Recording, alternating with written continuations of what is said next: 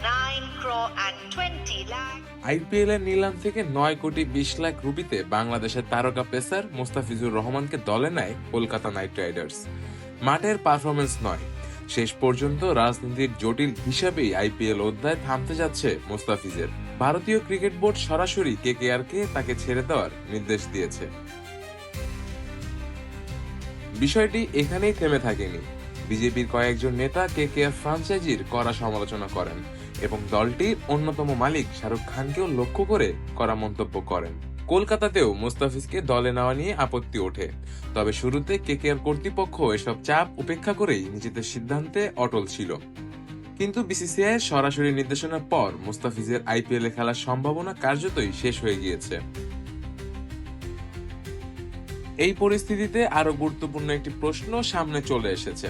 ঠিক গতকালই Bangladesh cricket board ঘোষণা দিয়েছে আগামী সেপ্টেম্বরে 3টি ওয়ানডে ও 3টি টি-20 খেলতে বাংলাদেশে আসবে ভারত।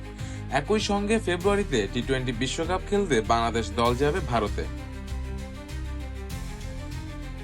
এখন প্রশ্ন উঠছেই, এই সূচিগুলো কি এখনো নিশ্চিত, নাকি সবকিছুই পড়ে গেছে অনিশ্চয়তার ছায়ায়? দুই দেশের রাজনৈতিক টানাপোড়েন কি কেবল একজন ক্রিকেটারের আইপিএল এর ভবিষ্যৎ বদলে দিল, নাকি এর প্রভাব পড়বে দ্বিপাক্ষিক সিরিজ কিংবা বৈশ্বিক টুর্নামেন্টেও? শেখ মেহেদী হাসান, ডে স্পোর্টস।